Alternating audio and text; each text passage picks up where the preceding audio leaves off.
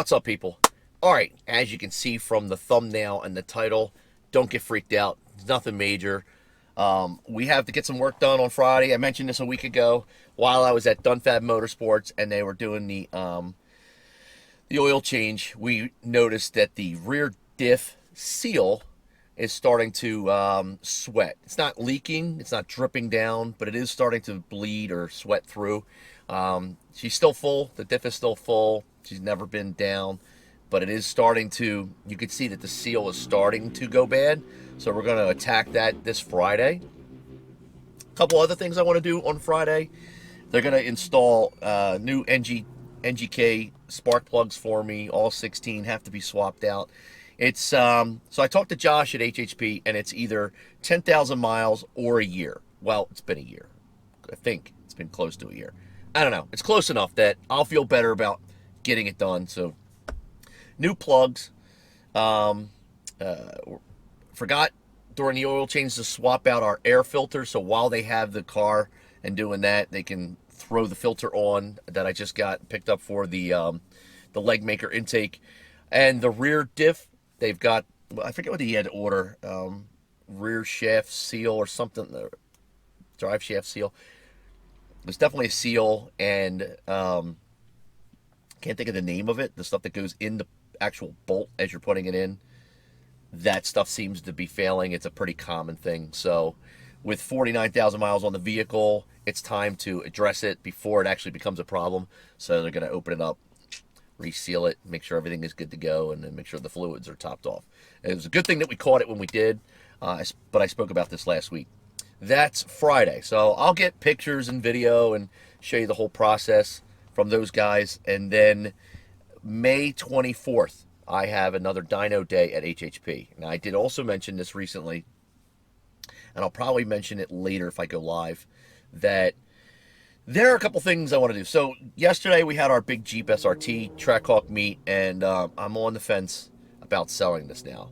I did not realize how many people were going to tell me that it's the dumbest idea ever to get rid of it.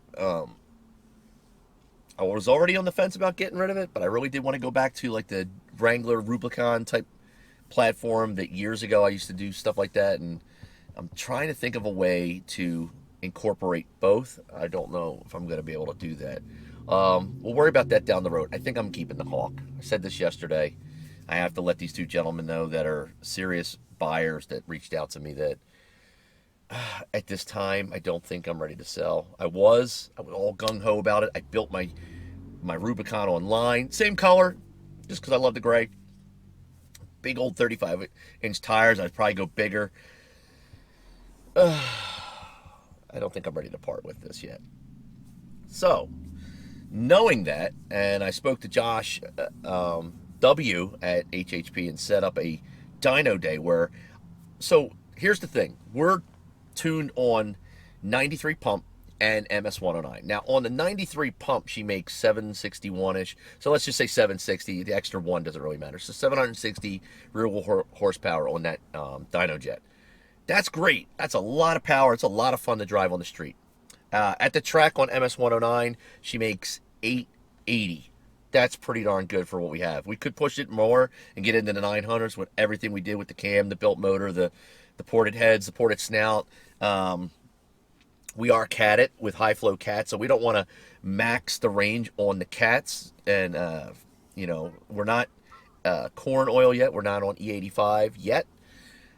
So in the meantime, there's a gas station not too far from me, Davisville. If you're local, it's the Davisville Sunoco, that has 100 octane.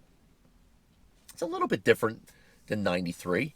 So if that's available to me and I can just fill up for the weekend and when I do most of my driving, why not get tuned on this 100 octane?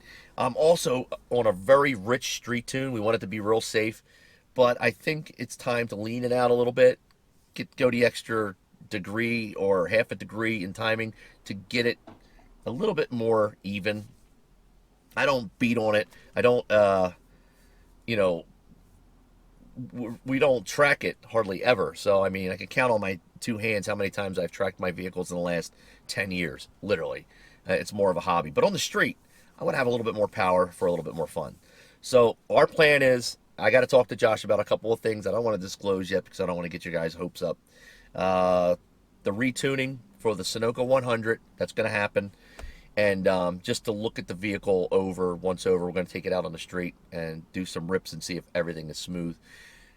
Just so I'm comfortable and I'm confident with it. That's happening May 24th. That's pretty much it. That's all I have to talk about as far as moving forward with that. Last but not least, we mentioned this the other day. We do have a Patreon page.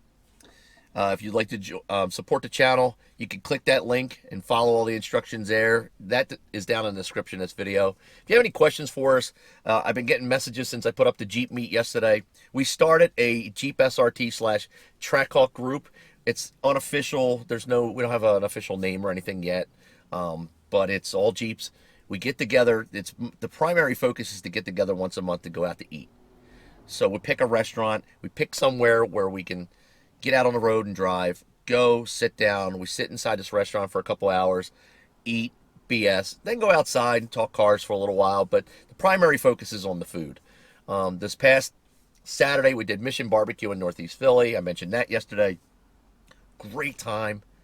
Great people at the meet and also the restaurant. Wow, talk about accommodating. What a pain in the ass for us to come in and ask them to push all these tables together so we can get all 20 plus people together, you know. That was really nice of them to do that. And again, if anyone up there is watching, we thank everybody there and the staff for doing that.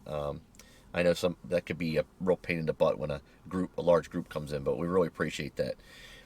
If you're interested in joining that, the easiest way is to reach out to me on Instagram. I don't like missing anybody. I write everybody's name down. I personally send you a message and keep you in the loop. I don't like anybody missing out because sometimes I forget to put the video up. Sometimes people miss the video. So I don't like when people miss out, or they may miss a message, they miss a video. So that's why I always say at the end of every video to click the like button. That actually helps me. But to click the bell notification and click all, so you get a notification when one goes up, so you don't miss it. At least you'll get an email or something. That's more important than the liking and subscribing, in my opinion, is that you don't miss a notification. All right. If you want to like the video, like it. If you want to dislike it, dislike it. If you want to not subscribe, that's cool too. We really appreciate it. But most importantly, if you don't want to miss an update about these meets or something, that's what you got to click, the little bell notification, and then click all. All right.